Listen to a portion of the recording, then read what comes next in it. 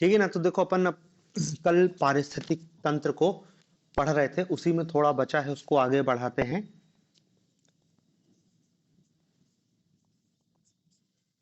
Ecosystem,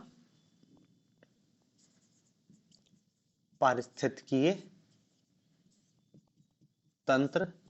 और इस पारिस्थितिकी तंत्र में अपन ने देखो जो अंतिम रूप में अपन ने देखा था वो अपन ऊर्जा प्रवाह की बात कर रहे थे कि पारिस्थितिकी तंत्र में जो ऊर्जा का प्रवाह होता है उसको समझने का प्रयास कर रहे थे, एनर्जी फ्लो।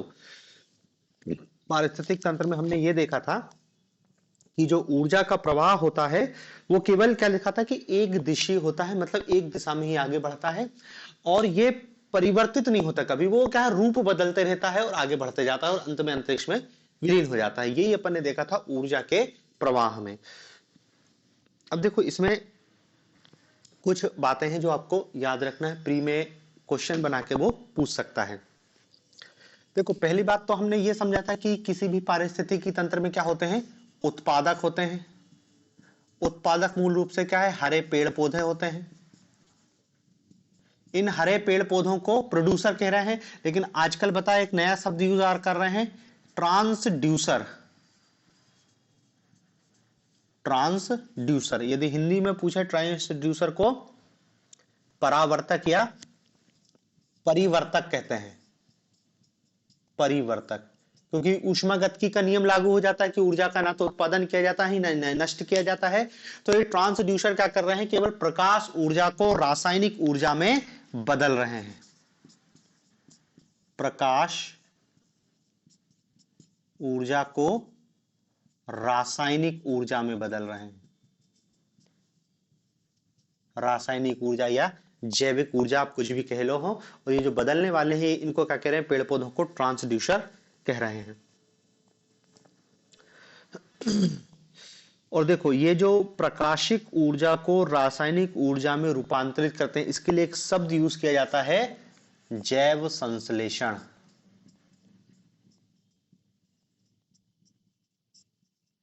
बायोसिंथेसिस। ठीक है ना।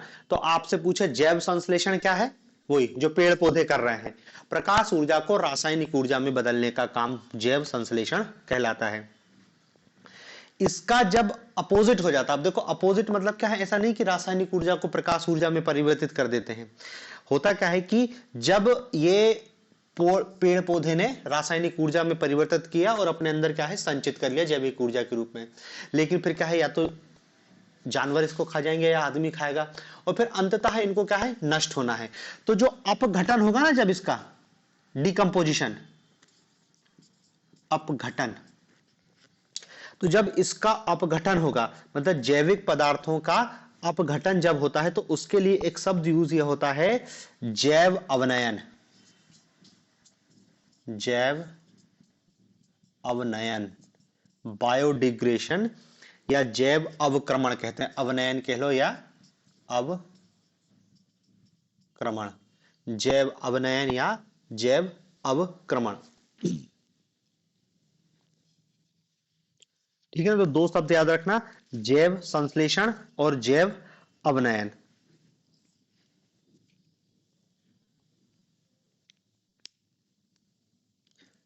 नहीं नहीं, जब डिकम्पोजिशन होगा वो पेड़ गिर के सड़ जाएगा, जब उसको अपघटक आएंगे और अपघटक उसको मिट्टी में वापस कन्वर्ट कर देंगे, तो वो जो प्रक्रिया हो रही है उसको कह रहे हैं जैव अवनयन। खाना नहीं, उनका विघटन होना, वो कहलाता है जैव अवनयन। आखिरी वाला हिस्सा। ठीक है ना। और देखो इसमें अपन ने एक चीज और देखी थी कि ऊर्जा का स्थानांतरण होता है, ऊर्जा का स्थानांतरण होता है। और पोषण स्तर में जैसे जैसे ऊर्जा ट्रांसफर होती है उसमें 10% हास का नियम लागू होता है कि प्रत्येक पोषण स्तर में ऊर्जा का क्या है 10% हानि होती है। और इसी 10% हानि के आधार पर जो आपकी आहार श्रृंखला है, आहार श्रृंखला ये ज्यादा लंबी नहीं होती। आहार श्रृंखला ज्यादा लंबी नहीं होती। यदि आहार श्रृंखला बहुत लंबी होगी तो आखिरी वाले को तो कोई ऊर्जा की प्राप्ति ही नहीं होगी, क्योंकि 10% का मतलब 90% की हास हो रहा है, 10% ही प्राप्त हो रहा है। यदि यहां पर 100 किलो कैलोरी है तो इधर जाके 10 किलो कैलोरी बचेगी और अगले पोषण स्तर में वो 1 किलो कैलोरी बचेगी और 0.1 बचेगी। तो ज्यादा से ज्यादा आहार श्रृंखला क्या है, 4 या 5 स्तरों की होती है। इससे ज्यादा हमने आहार श्रृंखला लंबा नहीं हो पाती है।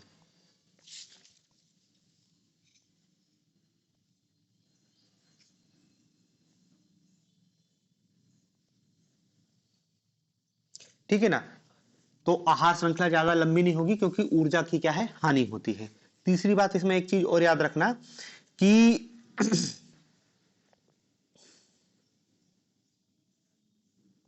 बढ़ते पोषण स्तर के साथ, बढ़ते पोषण स्तर के साथ, बढ़ते पोषण स्तर के साथ श्वसन द्वारा क्षय होने वाली ऊर्जा की मात्रा में वृद्धि होती है। श्वसन द्वारा क्षय होने वाली ऊर्जा की मात्रा में वृद्धि होती है। श्वसन द्वारा क्षय होने वाली ऊर्जा की मात्रा में वृद्धि होती है, मतलब समझ रहे हैं, बढ़ते पोषण स्तर के साथ। पोषण स्तर 1, पेड़ पौधे प्रकाश ऊर्जा को रासायनिक ऊर्जा में बदल रहे हैं। पोषण स्तर 2, पोषण स्तर 2 में क्या हो रहा है, शाकाहारी जीव घास को खा जा रहे हैं, पेड़ पौधों को खा रहे हैं। तो क्या कह रहे हैं कि जैसे जैसे बढ़ते पोषण स्तर में जाएंगे श्वसन द्वारा ऊर्जा क्षय होता है। भाई अभी अपन ने देखा था जो शुद्ध प्राथमिक उत्पादकता निकाली थी कि पेड़ पौधे अपनी जो ऊर्जा का निर्माण कर रहे हैं उस ऊर्जा में से अपने लिए कितनी ऊर्जा को कंजम्पशन कर रहे हैं।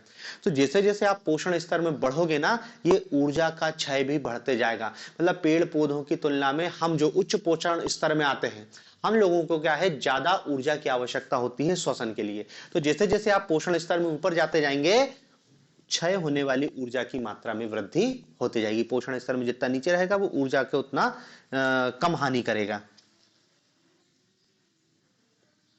ठीक है। फिर एक और बात इसमें याद रखना कि किसी भी जो आपकी पोषण श्रृंखला है उसमें जो उत्पादक स्तर होता है, उत्पादक स्तर, किसी भी पोषण स्तर में कोई भी जीव उत्पादक स्तर से जितना नजदीक होगा,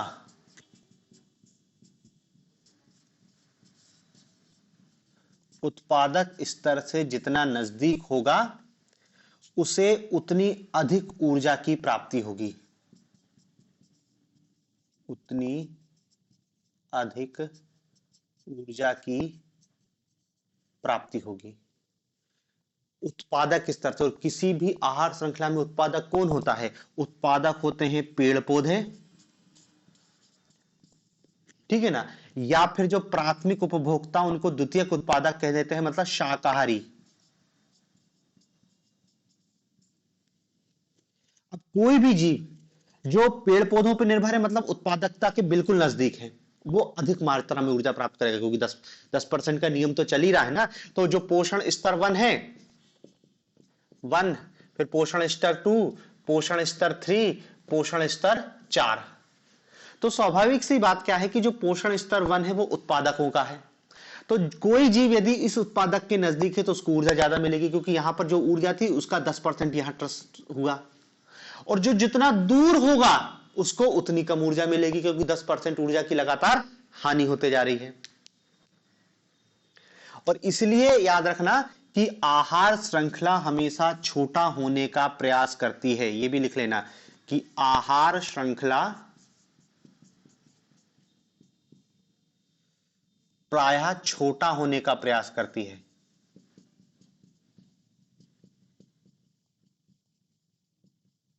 आहार श्रृंखला प्रायः छोटा होने का प्रयास करती है, ठीक है ना। और इसलिए जो शाकाहारी जीव होते हैं वो अधिक ऊर्जा प्राप्त करते हैं, और जो शीर्ष पर जीव होता है, जो चाहे सर्वहारी हो या इसको हम पोषण स्तर 4 की बात कर रहे हैं, वो इस शाकाहारी जीव की तुलना में कम ऊर्जा की प्राप्ति करेगा।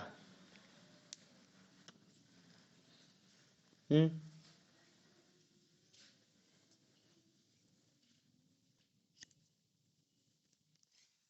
देखो कल ही मैंने बताया था 10% की हास का नियम।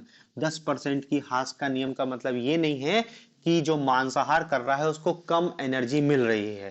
भाई 10% की हास का नियम क्या कहता है कि भाई जो उत्पादक है, ठीक है ना, इस उत्पादक ने सूर्य की ऊर्जा का उपयोग करके मान लो 1000 किलो कैलोरी ऊर्जा का उत्पादन किया। ठीक है, फिर इसके बाद द्वितीय पोषक स्तर में आया शाकाहारी, बकरी। मनुष्य के उदाहरण देके बताया था बकरी का उदाहरण कि ये बकरी की उम्र मान लो 10 वर्ष की है और इसका वजन कितना है 20 किलो। ठीक है, इस शाकाहारी बकरी को कौन खा जाता है, शेर खा जाता है।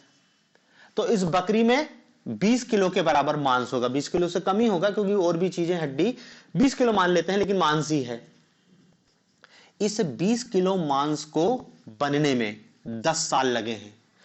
10 साल तक इस बकरी ने कितनी घास खाई होगी, कितने किलोमीटर, कितने एकड़ की घास खाई होगी, तब जाके ये 20 किलो मांस का निर्माण हुआ है। ये शेर जो 20 किलो मांस खा रहा है, वो 20 किलो मांस के निर्माण में पता चल रहा है कि कम से कम 5 किलोमीटर एरिया की घास लगी हुई है। अब इस 5 किलोमीटर एरिया की घास के निर्माण में कितनी मात्रा में पानी की जरूरत हुई थी, कितनी मात्रा में सूर्य प्रकाश लगा था, एनर्जी। भाई 5 किलोमीटर तक की घास थी, वो बकरी ने चरी 10 सालों में, तब जाके उसके अंदर 20 किलो मांस का निर्माण हुआ। मतलब कितनी बड़ी मात्रा में एनर्जी यहां पर ऊर्जा का जब उपयोग किया गया, तब वो प्रकाशिक ऊर्जा रासायनिक ऊर्जा में बदली और यहां पर ये मांस बना। तो इसलिए यही बताया था ना कि शाकाहारी प्रकृति पर बोझ कम करते हैं जबकि मांसाहारी ज्यादा बोझ करते हैं। तो ये जो ऊर्जा का स्थानांतरण है ना, इस रूप में गिना जाता है। तुम ये मत सोचो कि शाकाहारी को ज्यादा ऊर्जा मिल रही है। ऊर्जा का मतलब यह है कि उसको बनाने में लगने वाली ऊर्जा। भाई 1 किलो मांस के निर्माण में कितने दिन तक, भाई आज हम उनने कहा कि कोई व्यक्ति 30 साल का है और उस 30 साल के व्यक्ति का वजन 80 किलो है, तो 30 साल तक उसने खाना खाया, तब उसके शरीर में 80 किलो मांस है। अब कोई शेर आके एक झटके में उस आदमी को खा जाए, तो उसने तो एक आदमी को खाया, लेकिन उस एक आदमी को बनने में कितना उसके पीछे का शाहकार जुड़ा है, या उसने जो कितना कंजम्पशन किया, कितनी ऊर्जा का उपयोग किया, तब जाके वो मांस का निर्माण हुआ है। तो इस रूप में कह रहे हैं कि जैसे जैसे ऊपर जाते जाएंगे वो क्या है, ऊर्जा की हानि होती जाएगी। भाई अब मान लो इसको और कर लेते हैं कि ये शेर की जगह इसको क्या कर लेते हैं हम, भेड़िया या लोमड़ी कर लेते हैं, जो शेर खा जाता है जिसको। ठीक है ना, तो इसने क्या है, हिरण को खाया। अब देखो उसने 20 किलो का हो सकता है हिरण खा गया हो, लेकिन इसका वजन तो कम ही रहेगा, भेड़िया हो, लकड़बग्गा हो, अन्य कोई जानवर है। और फिर इसको जब शेर खाएगा तो फिर देख रहे हैं ना, दूरी बढ़ती जा रही है, तो ऊर्जा का जो वो है हानि बढ़ती जा रही है। और इसलिए कह रहे हैं कि जो जानवर, जो जीव जितना उत्पादक के पास रहेगा उतनी ज्यादा ऊर्जा पाएगा। वो ऊर्जा ताकत वाली ऊर्जा नहीं है कि शाकाहारी को ज्यादा एनर्जी मिल रही है। खा तो भाई शाकाहारी भी प्रोटीन ले रहा है और मांसाहारी डायरेक्ट प्रोटीन ले रहा है मांस के रूप में, शाकाहारी विभिन्न स्रोतों से ले रहा है। ठीक है ना, तो देखो इतनी बातें हैं जो पारिस्थितिकी तंत्र से संबंधित है।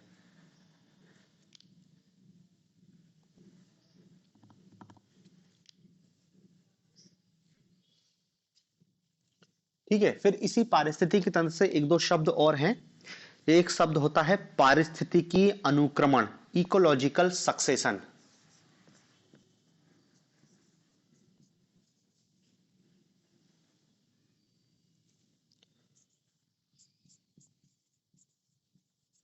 पारिस्थितिकीय अनुक्रमण, अंग्रेजी शब्द याद रखना सक्सेशन, SUCCESSION,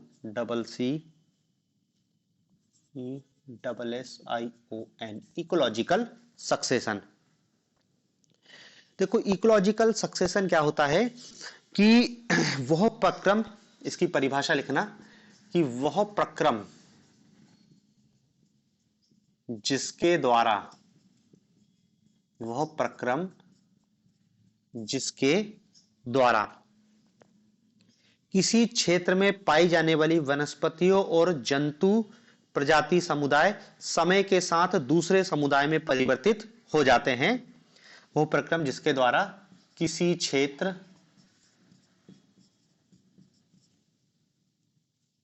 में पाई जाने वाली वनस्पतियां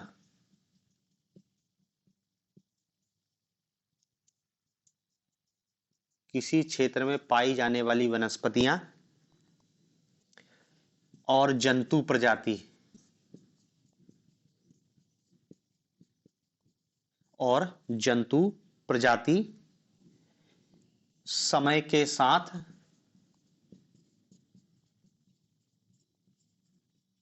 दूसरे समुदाय में परिवर्तित हो जाते हैं, दूसरे समुदाय में परिवर्तित हो जाते हैं, दूसरे समुदाय में परिवर्तित हो जाते हैं या उनका स्थान दूसरे समुदाय ले लेते हैं, इकोलॉजिकल सक्सेशन कहलाते हैं। देखो सामान्य सी परिभाषा है, वो प्रक्रम जिसके द्वारा किसी क्षेत्र में पाई जाने वाली वनस्पतियां या जंतु की कोई प्रजाति समय के साथ नष्ट हो जाती हैं और उसकी जगह दूसरी प्रजाति आ जाती है, ये कहलाता है पारिस्थितिकी अनुक्रमण। कि एक जगह पर कोई वनस्पति थी, अब समय के साथ कुछ ऐसी घटना होती है। अब देखो जैविक अजैविक दोनों कारक होते हैं इसके लिए। हो सकता है कि ज्वालामुखी फट जाए और वो पूरा एरिया लावा से हो गया, वहां की पूरी प्राकृतिक वनस्पति जीव जंतु सब नष्ट हो गए। अब इसकी जगह क्या है, हो सकता है कोई नई प्रजाति उस जगह में आ जाए और वो पनपने लगे। किसी जंगल में हो सकता है आग लग जाए और पूरा जंगल साफ हो गया, फिर समय के साथ कोई दूसरी वनस्पति पनपती है, कोई दूसरा समुदाय आता है। यह प्रक्रिया कहलाती है इकोलॉजिकल सक्सेशन, मतलब स्थानांतरण। लगातार बदलते रह रहे हैं किसी क्षेत्र की वनस्पतियां और जीव जंतु, और इसके लिए जैविक अजैविक दोनों कारक जिम्मेदार होते हैं। ठीक है ना, मतलब समय के साथ किसी क्षेत्र के जंतु और वनस्पति दोनों ही बदल जाते हैं या परिवर्तित होते रहते हैं। इस परिवर्तन की इस प्रक्रिया को इकोलॉजिकल सक्सेशन कहते हैं। ये इकोलॉजिकल सक्सेशन दो प्रकार का होता है, एक को कहते हैं प्राथमिक अनुक्रमण, प्राइमरी सक्सेशन, प्राथमिक अनुक्रमण, और दूसरा है द्वितीयक अनुक्रमण, द्वितीयक अनुक्रमण, प्राइमरी सक्सेशन और सेकेंडरी सक्सेशन। प्राइमरी सक्सेशन वह सक्सेशन होता है जो खाली पड़े क्षेत्रों में सबसे पहले होता है, खाली क्षेत्रों में, खाली क्षेत्रों में पनपने वाला समुदाय, खाली क्षेत्र में पनपने वाला समुदाय मतलब जहां कोई भी नहीं था, कोई वनस्पति नहीं थी, बंजर इलाका था, वहां पर मृदा निर्माण की प्रक्रिया चल रही है। मतलब समझ रहे हैं ना, मृदा अभी ढंग से बनी नहीं है, मृदा निर्माण की प्रक्रिया चल रही है। जैसे कोई पर्वत धीरे धीरे निकल रहा है पानी में से, या कोई ज्वालामुखी से कोई टापू का निर्माण हो गया है, अब वो आइसलैंड में फिर समय के साथ क्या है, वनस्पति, और फिर वनस्पतियों के फिर धीरे धीरे क्या है, जीव जंतु का वास होता है। तो ऐसे सक्सेशन को क्या है, प्राइमरी सक्सेशन कहते हैं, कि पहले से वहां पे कुछ नहीं था, पहले से वहां पे, जैसे उन्होंने कहा कि हिमालय, हिमालय पर्वत की जब उत्पत्ति हुई है, उत्तर का मैदान फिर जब बना, तो यहां पर जो पहली बार वनस्पति और जो समुदाय आया वो कहलाएगा प्राइमरी सक्सेशन। ठीक है ना, और ये प्राइमरी सक्सेशन सेकेंडरी सक्सेशन की तुलना में बहुत कठिन होता है। देखो सेकेंडरी सक्सेशन क्या है, कि प्राइमरी सक्सेशन हुआ, एक वनस्पति जीव जंतु आए, किसी कारण से वो नष्ट हो गए, और नष्ट होने के बाद फिर दूसरी बार जब वनस्पति पनपती है तो उसको सेकेंडरी सक्सेशन कहते हैं। सेकेंडरी सक्सेशन आसान होता है, क्यों, क्योंकि अब वनस्पति को पनपने की स्थितियां वहां पे निर्मित हैं। प्राइमरी सक्सेशन बहुत स्लो होता है, बहुत टाइम लगता है और देर से होता है।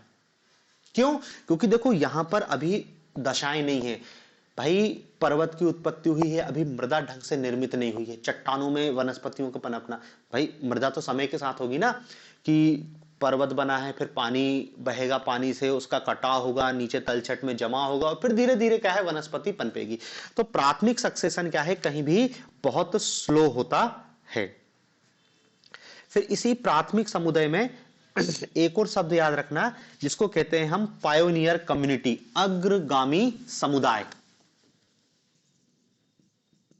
अग्रगामी, पायोनियर, PIO, पायोनियर कम्युनिटी, अग्रगामी समुदाय, पायोनियर कम्युनिटी। पायोनियर कम्युनिटी क्या होती है कि किसी क्षेत्र में, खाली क्षेत्र में जो वनस्पति सबसे पहले आती है, सबसे पहले आने वाली वनस्पति को हम क्या है, पायोनियर कम्युनिटी कहते हैं।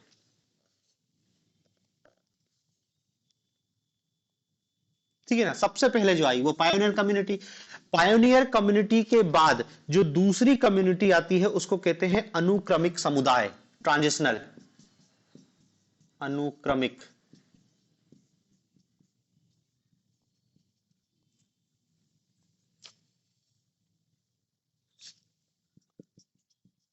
ट्रांजिशनल मतलब देखो, एक समुदाय पनपा, एक समुदाय के बाद उसको विस्थापित करके या उसकी जगह उसके साथ धीरे धीरे दूसरा समुदाय पनपा।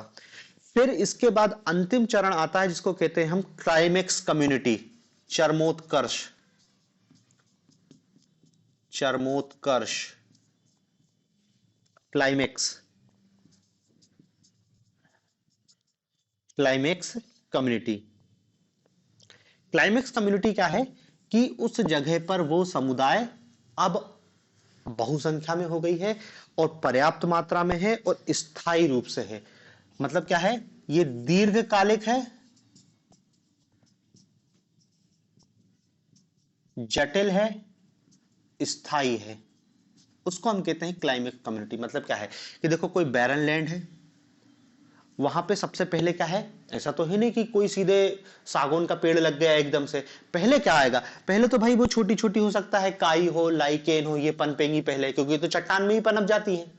फिर धीरे से क्या है, छोटी वनस्पति पनपेगी वहां पर, घास, झाड़ी, ये छोटी वनस्पति पनपेंगी। फिर उनको मृदा और निर्माण होते जाएगा, सनलाइट मिलेगा, पानी गिरेगा, धीरे धीरे क्या है, थोड़े बड़े पेड़ होंगे और फिर एक समय आएगा वहां पर क्या है, बड़े बड़े विशाल वृक्ष आ जाएंगे और पूरे एरिया को घेर लेंगे।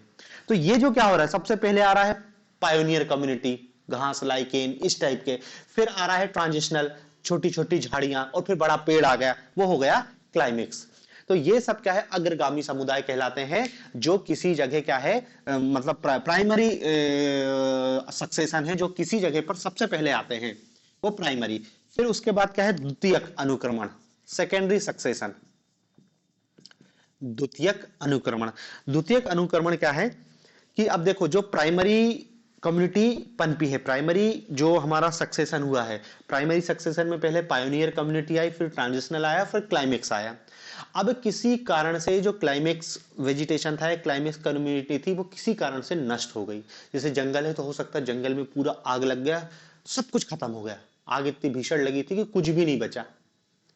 या फिर ज्वालामुखी विस्फोट हो जाता है और ज्वालामुखी विस्फोट के कारण क्या है, पूरा लावा फैल गया, सब ढक गया, सब खत्म हो गया। या फिर हो सकता है कि मनुष्य ने पूरा जंगल काट दिया हो और वहां पर अब कोई पूरी भूमि को बंजर कर दिया, एक भी पेड़ नहीं बचा, लेकिन जगह खाली पड़ी है। समय के साथ वहां पर फिर से वनस्पति का विकास होता है। आप किसी जगह को खाली छोड़ दो, पूरे पेड़ काट के छोड़ दो, आप देखोगे 2-4 साल बाद वहां पर फिर वनस्पति पनप जाएगी, वो क्षेत्र फिर हरा भरा हो जाएगा और 20-25 साल नहीं आओगे तो वापस जंगल में कन्वर्ट हो जाएगा। हो सकता है कोई दूसरी प्रजाति वहां पे पनप सकती है या पुरानी प्रजाति आ सकती है। ये कहलाता है द्वितीयक अनुक्रमण, सेकेंडरी सक्सेशन।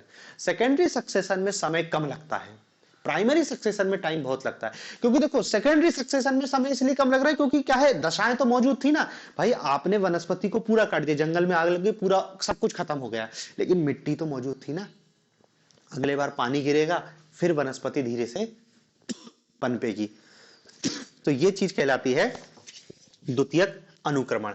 तो अब देख समझ गए, पारिस्थितिक अनुक्रमण क्या है, इकोलॉजिकल सक्सेशन क्या है, कि जब एक वनस्पति या एक जैविक समुदाय को स्थानांतरित करके दूसरी वनस्पति या जैविक समुदाय वहां पर आता है, इस प्रक्रिया को सक्सेशन कहते हैं। ये भी दो प्रकार का होता है, प्राइमरी, सेकेंडरी। प्राइमरी मतलब सबसे पहले पनपने वाला वनस्पतिक समुदाय, और सेकेंडरी वो प्राइमरी समाप्त होने के बाद जो पनपता है उसको सेकेंडरी सक्सेशन कहते हैं। ठीक है, अब देखो इसमें एक चीज और याद रखना कि इस अनुक्रमण की स्टेजेस बताई थी 1961 में, 1961 में क्लीमेंट्स, क्लीमेंट्स ने वैज्ञानिक ने सक्सेशन की प्रावस्थाएं या अवस्थाएं बताई थी। प्रावस्थाएं, सक्सेशन की प्रावस्थाएं बताई थी। तो देखो बस नाम नाम याद रखना, इसकी पहली अवस्था है वनस्पति रहित, कुछ नहीं था, जब कहीं पे कुछ नहीं था फिर धीरे से पनपेगा। फिर दूसरी स्थिति है प्रवास, माइग्रेशन। तीसरी स्थिति है अस्थापन।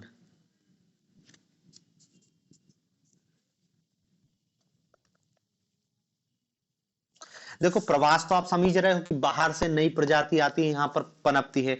अस्थापन का मतलब क्या है कि वो जो बाहर से प्रजाति आई है उसके फल और बीज से फिर क्या है वनस्पति का विकास हुआ है। फिर चौथा चरण आता है स्पर्धा का, बीज वहां पर आ गया, पौधे हुए, अब उन पौधों में कंपटीशन हो रहा है आगे बढ़ने के लिए। फिर अगला चरण आता है प्रतिक्रिया का, प्रतिक्रिया, रिएक्शन। और अगला चरण आता है स्थिरीकरण, स्टेबलाइजेशन, स्थिरीकरण, स्टेबलाइजेशन। ठीक है ना। तो देखो ये किसी भी पारिस्थितिकी तंत्र में 6 चरण बताए हैं क्लीमेंट्स ने सक्सेशन के। सबसे पहले है वनस्पति रहित सतह होगी, फिर वहां पर वनस्पतियों का प्रवास होगा, फिर वहां पर उनकी अस्थापना होगी, आपस में कंपटीशन होगा, फिर जैविक अजैविक घटकों में प्रतिक्रिया होगी आपस में, और फिर अंत में वो वहां पे एक वनस्पति समुदाय स्टेबलाइज हो जाएगा। तो ये 6 चरण बताए थे क्लीमेंट्स ने काय के सक्सेशन के। जैसे ये सक्सेशन है इसी टाइप से पानी में भी सक्सेशन होता है। जो हमारा जलीय पारिस्थितिक तंत्र है उसी में इसी प्रकार का सक्सेशन होगा कि मान लो कोई पारिस्थितिक तंत्र है, समय के साथ उसमें गाद जमा होगी, गाद तो जमा होगी क्योंकि मिट्टी कट के लगातार आ रही है। और हो सकता है यदि नगरीय समुदाय से कनेक्ट है तो वहां पर एग्रीकल्चर हो रहा है या अन्य चीज आ रही है, तो धीरे धीरे करके वहां पे क्या है वनस्पति पनपना चालू होगी। तो वही शुरू में क्या है आपको फाइटोप्लैंक्टन जूप्लैंक्टन दिखाई देंगे और फिर धीरे धीरे वहां पे भी बड़ी बड़ी वनस्पति, हो सकता है मैंग्रोव का विकास हो जाए। तो वो जलीय में भी होता है। तो आपको तो बस सक्सेशन की अवधारणा पता होनी चाहिए ये क्या होती है। फिर एक और शब्द होता है जैविक अन्योन क्रिया, बायोटिक इंटरेक्शन। जैविक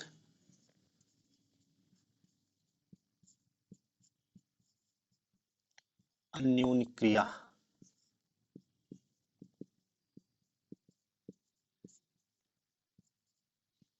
बायोटिक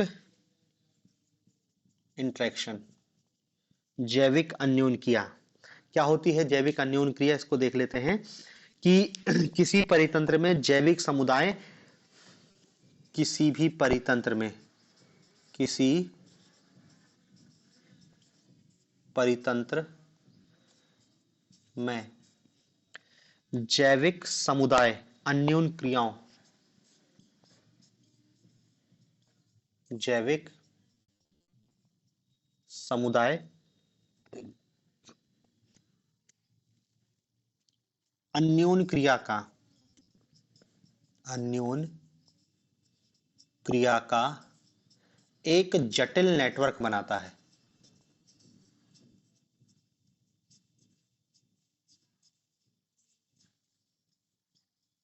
जटिल नेटवर्क बनाता है, इसी जटिल नेटवर्क को जैविक अन्योन क्रिया कहते हैं। ये जब अन्योन क्रिया एक ही प्रजाति के विभिन्न सदस्यों के बीच होती है तो वो अंतः जातीय अन्योन क्रिया कहलाती है। अंतः जातीय अन्योन क्रिया एक ही जाति के सदस्यों के बीच होती है, एक ही जाति या एक ही प्रजाति।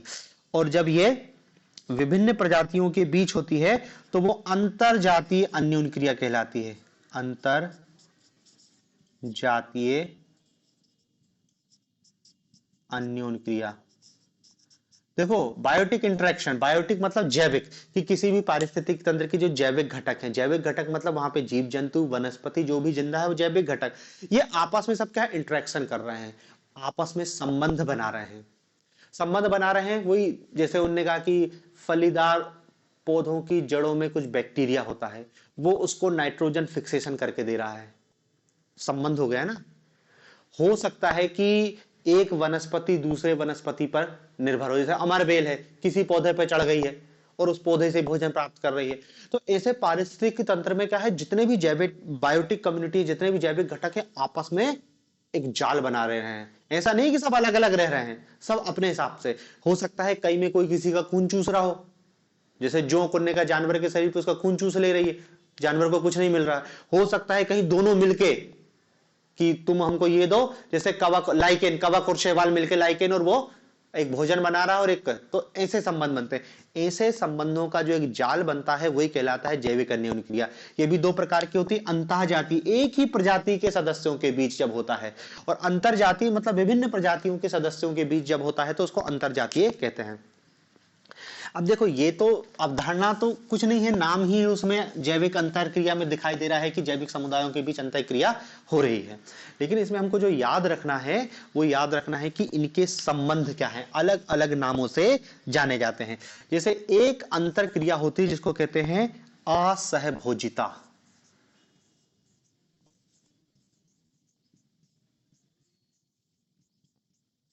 असहभोजिता, अंग्रेजी में लिखना है इसको ए मेंसेलिज्म।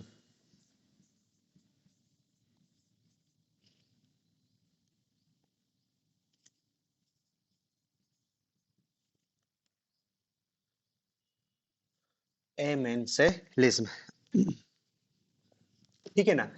एक विशेष प्रकार की अन्योन्य क्रिया जिसको क्या नाम दिया गया है, असहभोजिता। इसमें क्या होता है, एक प्रजाति नुकसान में रहती है जबकि दूसरी प्रजाति अप्रभावी रहती है। भाई दो प्रजातियों के बीच संबंध है तो एक प्रजाति कैसी रहेगी, नुकसान में रहेगी, लेकिन उस नुकसान का प्रभाव दूसरी प्रजाति पर नहीं पड़ेगा। दूसरी प्रजाति कैसी रहेगी, अप्रभावी। दूसरी प्रजाति अप्रभावी रहेगी, मतलब नुकसान के लिए माइनस का चिन्ह बनाते हैं और अप्रभावी के लिए शून्य का चिन्ह बनाते हैं। कि ऐसा संबंध दिखाई देता है जिसमें एक प्रजाति को नुकसान रहेगा, दो प्रजाति आपस में संबंध बना रही है, एक प्रजाति नुकसान में लेकिन दूसरा अप्रभावित है। उस नुकसान, ऐसा नहीं है कि जैसे जोंक खून चूस रही है तो वो जिस जानवर पे है वो तो नुकसान है और जोंक का फायदा है, लेकिन यहां पर एक प्रजाति को नुकसान हो रहा है और दूसरा अप्रभावित है। ऐसे संबंध असहभोजिता के नाम से जाने जाते हैं। और इसका उदाहरण लिख लेना, पेनिसिलियन कवक व बैक्टीरिया। क्या उदाहरण लिखना, पेनिसिलियम कवक व बैक्टीरिया। पेनिसिलियम कवक व बैक्टीरिया, तो नाम में याद रखना असहभोजिता। दूसरा संबंध दिखाई देता है जिसको कहते हैं हम परभक्षण।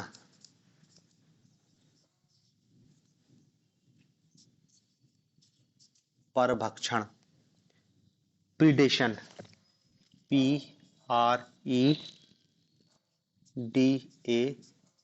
PREDATION। अब देखो इसमें भी नाम से स्पष्ट हो रहा है, परभक्षण है। एक प्रजाति लाभ में होगी, मतलब एक प्रजाति शिकार करेगा और दूसरी प्रजाति शिकारी होगी, मतलब एक प्रजाति प्लस में जाएगी और दूसरी प्रजाति माइनस में जाएगी। परभक्षण, शेर ने हिरण का शिकार कर लिया, शेर का तो पेट भरा गया, हिरण को क्या मिला, कुछ नहीं, हिरण मर गया। तो ऐसा संबंध क्या कहलाता है, परभक्षण। शिकार और शिकारी, शेर और हिरण का याद रख लेना कि शेर प्लस में है और हिरण तो पूरे ही खत्म हो गया, उसमें हिरण को कुछ भी नहीं मिला, यह कहलाता है परभक्षण। फिर तीसरा संबंध होता है परजीविता का संबंध। परजीविता,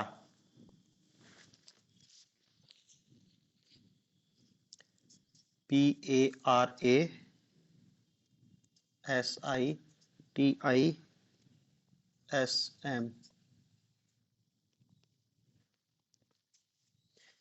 ये भी परभक्षण टाइप का ही है, जिसमें एक प्रजाति प्लस में जाती है और एक प्रजाति माइनस में जाती है। लेकिन देखो यहां पर तो व्यक्ति खत्म ही कर दे रहा है, यहां पे खत्म नहीं हो रहा, धीरे धीरे जोंक उड़ने का कि जानवर के शरीर पर चिपकी है, धीरे धीरे खून चूस रहे हैं। ऐसा नहीं कि वो भैंस मर गई, बस उसका खून जा रहा है, मर नहीं रही। तो ये संबंध कहलाता परजीविता का। और उसका उदाहरण लिख लेना, अमरबेल। अमरबेल जब किसी पौधे पर चढ़ती है तो वो पौधे से पोषण ले लेती, पौधे को इसमें कुछ नहीं मिलता है, अमर बेल का जीवन चलता है। तो वो संबंध क्या कहलाता है? परजीविता का संबंध। चौथा संबंध, एक और संबंध होता है जिसको कहते हैं कंपटीशन, स्पर्धा का संबंध, कंपटीशन।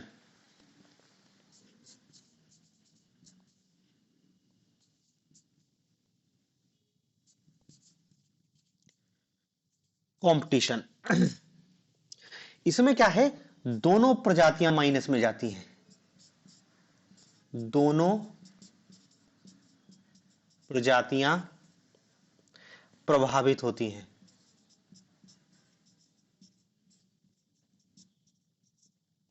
दोनों प्रजातियां प्रभावित होती हैं। जैसे क्या है कि किसी चीज की कमी हो गई, जैसे किसी जंगल में चूहे की कमी हो गई, तो चूहे पर निर्भर, उनने कहा कि चूहे की कमी का प्रभाव बिल्ली पर भी दिखाई देगा और सांप पर भी दिखाई देगा। मतलब संसाधन सीमित हो गए और मांग उनकी बढ़ गई, तो अब क्या है, कंपटीशन हो जाएगा, और इस कंपटीशन से दोनों को ही घाटा है भाई, ना तो इसका ढंग से पेट भरा पा रहा, ना इसका ढंग से पेट भरा पा रहा। तो ये संबंध कहलाता है कंपटीशन का संबंध, जिसमें दोनों ही प्रजातियों को घाटा होता है, या दोनों ही प्रजातियां प्रभावित होती हैं। फिर एक और संबंध होता है सहभोजिता का संबंध।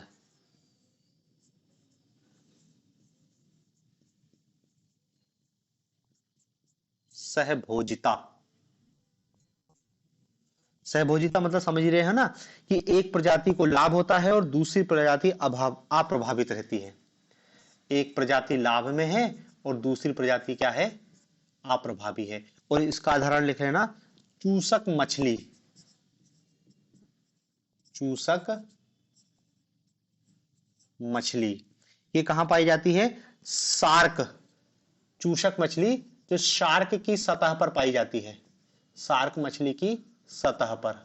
मतलब क्या है, शार्क का जो मुख रहता है ना, वहां पर एक छोटी सी चूसक मछली सूखी चिपकी रहती है, जो भोजन प्राप्त करती रहती है। शार्क जो खाती उसी से थोड़ा सा ले लेती, उसको पता भी नहीं चलता, वो अप्रभावित होती। तो ये संबंध कहलाता है सहभोजिता का। फिर छठवां नंबर का संबंध है जो कहलाता है सहजीविता का। देखो, सहभोजिता अलग है, सहजीविता अलग है, यही अंतर समझना है अपन को। कि शब्द तो ऐसा लगता है कि दोनों साथ साथ जिंदा है तो वो सहभोजिता हो गई, नहीं, एक को लाभ है और दूसरा अप्रभावी है। सहजीविता का मतलब होता है कि दोनों ही प्रॉफिट में जाएं, एक दूसरे की मदद करें, एक दूसरे की मदद करें। दोनों प्रजाति प्रभावित होती हैं, जहां पर जिसका उदाहरण क्या है, लाइकेन, लाइकेन जो क्या है, कवक और शैवाल दोनों मिलके लाइकेन का निर्माण करते हैं। भाई कवक और शैवाल, कवक और शैवाल कवक शैवाल को सुरक्षा प्रदान करता है और शैवाल कवक को भोजन प्रदान करता है। तो दोनों एक दूसरे की मदद करते हैं और यह संबंध क्या कहलाता है, सहजीविता का संबंध। ठीक है था। और एक संबंध होता है तटस्थ या उदासीन, दोनों को कोई मतलब नहीं है। ठीक है ना। तो देखो, ये जैविक अन्योन क्रिया के बारे में इतनी चीज याद रखना कि इतने संबंधों, इतने प्रकार के संबंध होते हैं।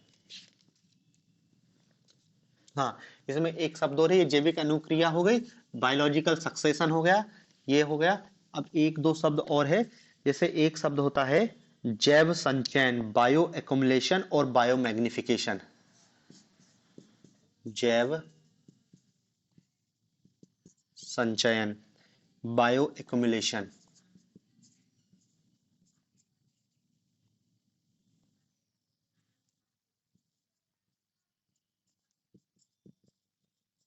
बायो एक्युमुलेशन, जैव संचयन।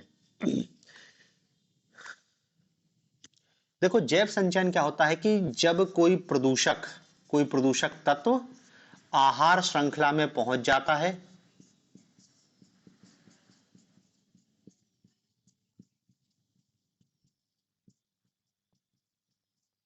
जब कोई प्रदूषक आहार श्रृंखला में पहुंच जाता है, और ये प्रदूषक कैसा होता है,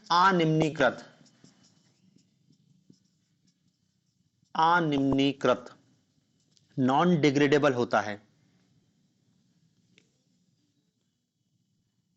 ठीक है ना। तो देखो, जब कोई प्रदूषक, ऐसा प्रदूषक, जब कोई अनिम्नीकृत प्रदूषक आहार श्रृंखला में पहुंच जाता है, और आहार श्रृंखला में पहुंचने के साथ इस आहार श्रृंखला में उसका सांद्रण बढ़ते जाता है, सांद्रण बढ़ते जाता है, समय के साथ उसका सांद्रण बढ़ते जाता है। तो इस प्रक्रिया को कहते हैं बायो एक्युमुलेशन। मतलब क्या है, देखो पोषण स्तर के किसी भी स्तर पे, जो हमारा है ना कि प्रथम पोषक स्तर, द्वितीय पोषक स्तर, किसी भी स्तर पे जब कोई पोषक तत्व कि मान लो कोई ऐसा केमिकल है जो नॉन बायोडिग्रेडेबल, मतलब जिसको जो नष्ट नहीं हो रहा है, जहरीला है, और धीरे धीरे क्या है वो जैसे किसी वनस्पति में पहुंच गया और वनस्पति में समय के साथ क्या है उसका मात्रा धीरे धीरे बढ़ते जाती है, बढ़ते जाती है, बढ़ते जाती है। फिर उस वनस्पति को बकरी खाएगी तो वो क्या है बकरी में भी पहुंच जाएगा। फिर बकरी को जब मनुष्य खाएगा तो मनुष्य में ही पहुंच जाएगा। और प्रत्येक पोषण स्तर पर क्या है समय के साथ उसका सांद्रण बढ़ते जाएगा। ये प्रक्रिया कहलाती है जैव संचयन, बायो एक्युमुलेशन। इकट्ठा होते जाएगा, इकट्ठा होते जाना ही समय के साथ धीरे धीरे क्या है वो इकट्ठा होता है, मात्रा बढ़ती है। वनस्पति में अभी है लेकिन अभी वो बहुत कम है, फिर धीरे धीरे क्या है वो वनस्पति में बढ़ते जाएगा, बढ़ते जाएगा, और हो सकता है एक समय आ जाए कि उस वनस्पति में इतना बढ़ जाए कि वो वनस्पति जहरीली हो जाए। उस प्रक्रिया को कहते हैं बायो एक्युमुलेशन। एक बार फूड चेन में वो पहुंच गया है और पहुंचने के बाद उसका सांद्रण धीरे धीरे बढ़ रहा है। यह प्रक्रिया कहलाती है जैव संचयन। अब देखो, इस जैव संचयन को प्रभावित करने वाले कुछ कारक हैं, कुछ कारक हैं जो जैव संचयन को प्रभावित करते हैं। इसमें पहला कारक है पदार्थों का ग्रहण करना, पदार्थों का ग्रहण करना। दूसरा कारक है पदार्थों का भंडारण, स्टोर होना। तीसरा कारक है पदार्थों का निष्कासन। चौथा कारण है पानी में प्रदूषकों की सांद्रता, पानी में प्रदूषकों की सांद्रता। वो उसको नापते हैं पार्ट्स प्रति मिलियन, पीपीपी कहते हैं उसको, पीपीएम की प्रदूषक कितने हैं। मतलब देखो पदार्थ किस अनुपात में उसको ग्रहण कर रहा है, पदार्थों में उसके भंडारण की क्षमता कितनी है, समय के साथ क्या वो नॉन बायोडिग्रेडेबल जो प्रदूषक है वो उस जीव से बाहर निकल पा रहा है या नहीं निकल पा रहा है। इन सब के आधार पर ही बायो एक्युमुलेशन निर्भर करता है, ठीक है ना। अब देखो इसी बायो एक्युमुलेशन से एक और शब्द है जिसको कहते हैं हम बायो मैग्निफिकेशन, जैव आवर्धन, जैव आवर्धन।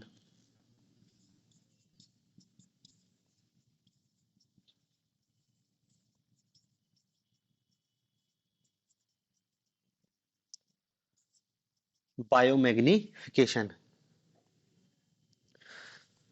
बायोमैग्निफिकेशन क्या है कि आहार श्रृंखला, जो हमारी फूड चेन है या खाद्य श्रृंखला है, आहार श्रृंखला की एक कड़ी से,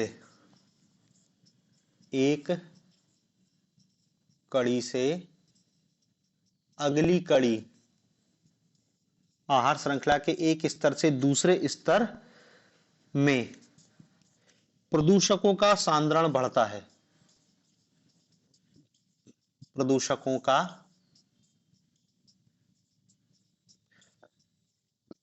सांद्रण बढ़ता है। यह प्रक्रिया कहलाती है बायोमैग्निफिकेशन, ठीक है ना। और देखो बायोमैग्निफिकेशन के लिए जरूरी क्या, देखो बायोमैग्निफिकेशन एक ऐसी प्रक्रिया है जिसमें बढ़ते पोषण स्तर के साथ वही प्रदूषक अपने आप बढ़ता जाएगा। बायोअक्युमुलेशन में वो संचय होता है, इकट्ठा होता है धीरे धीरे, यहां पर वो अपने आप बढ़ते जाएगा। जैसे किसी मान लो कोई तालाब है, वहां पर धीरे धीरे क्या है कोई ऐसा प्रदूषक है जैसे डीडीटी जैसा प्रदूषक है,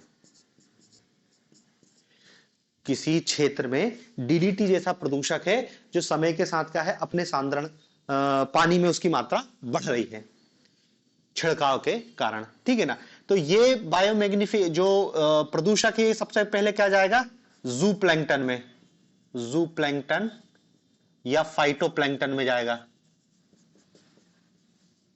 जो सूक्ष्म पौधे हैं। कहां सूक्ष्म जीव या सूक्ष्म पौधे हैं, जलीय परितंत्र में।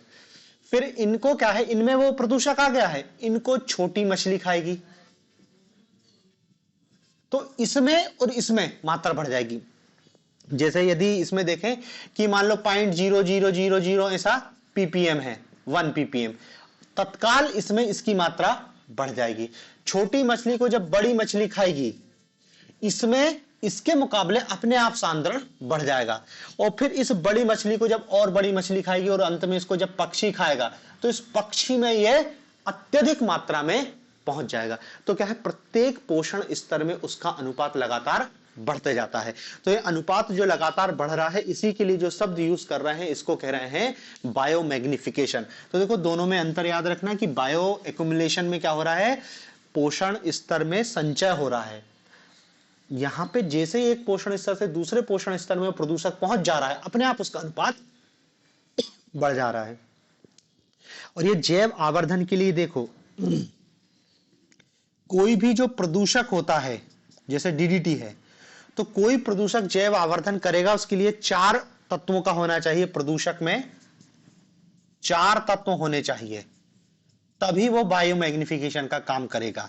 पहला क्या होना चाहिए उसमें, उसका दीर्घ स्थायित्व होना चाहिए, शीघ्र नष्ट नहीं होना चाहिए, दीर्घ स्थायित्व होना चाहिए, पहली बात। दूसरी बात क्या है उसकी, उसमें गतिशीलता होनी चाहिए, मूवेबिलिटी। तीसरी बात क्या होना चाहिए उसमें, उसमें होना चाहिए कि विभिन्न प्रकार की वसा में उसकी विलयता होनी चाहिए, विभिन्न वसा में विलयता अधिक होनी चाहिए। और चौथा क्या होना चाहिए, उसको अत्यधिक सक्रिय होना चाहिए, तब जाके वो प्रदूषक बायोमैग्निफिकेशन का कार्य कर पाएगा। ठीक है ना। तो ये बायो एक्युमुलेशन और बायो मैग्निफिकेशन 2 शब्द हैं जो मिलते जुलते हैं। फिर देखो इसमें एक शब्द और होता है, हाँ, पारिस्थितिकी दक्षता, इकोलॉजिकल एफिशिएंसी।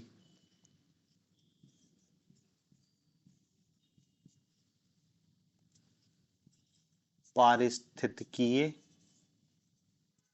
दक्षता, इकोलॉजिकल एफिशिएंसी। देखो दक्षता, दक्षता मतलब एफिशिएंसी।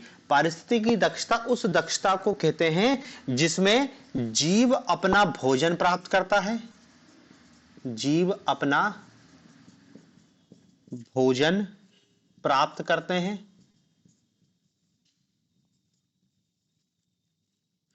तथा भोजन को बायोमास, जैव भार में परिवर्तित कर, जैव भार में परिवर्तित कर उच्च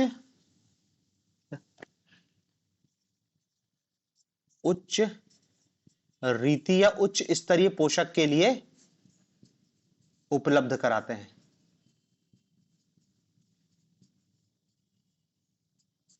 उच्च स्तरीय रीति या उच्च स्तरीय के लिए उपलब्ध कराते हैं, यह चीज कहलाती है पारिस्थितिकीय दक्षता। समझ रहे हैं ना कि भाई पेड़ है, वो सनलाइट से ऊर्जा ले रहा है और रासायनिक ऊर्जा में परिवर्तित कर रहा है, तो इसकी कितनी क्षमता है। फिर कोई बकरी ने उस पेड़ को खाया और उस पेड़ को बकरी ने खा के सेल्यूलोज को मांस मतलब प्रोटीन में परिवर्तित कर रही है। तो ये जो परिवर्तन हो रहा है ना, इसी परिवर्तन को कह रहे हैं कि परिवर्तन किस दर के अनुसार हो रहा है, उसी को कहते हैं पारिस्थितिक दक्षता। और इस पारिस्थितिकी दक्षता को अपनाने के लिए बहुत सारे, जिसको कहना चाहिए कि हम अलग अलग रूप में व्यक्त किया जाता है। प्रकाश संश्लेषी दक्षता कहेंगे। प्रकाश संश्लेषी दक्षता क्या होगी कि पेड़ पौधे हैं जो प्रकाश ऊर्जा को रासायनिक ऊर्जा में किस अनुपात में परिवर्तित कर रहे हैं, वो प्रकाश संश्लेषी दक्षता हो जाएगी। फिर उन्होंने कहा कि भाई पारिस्थितिकी दक्षता हो जाएगी कि इस पूरे परितंत्र में, पारिस्थितिकी दक्षता में क्या देखा जाएगा कि इस पूरे पारिस्थितिकी तंत्र में जो चाहे प्राथमिक उत्पादक हो या उपभोक्ता हो, ये सब किस अनुपात में जैव भार को कन्वर्ट कर रहे हैं, वो सब क्या है, पारिस्थितिकी दक्षता के अंतर्गत आता है। ठीक है ना। तो ये शब्द हो गया पारिस्थितिकीय दक्षता। तो देखो ये पारिस्थितिकी तंत्र से संबंधित अपन ने कुछ शब्दावलियों को देखा है, इसमें थोड़ा सा पारिस्थितिकी तंत्र अभी और बचा है, उसको अपन अब कल देखेंगे।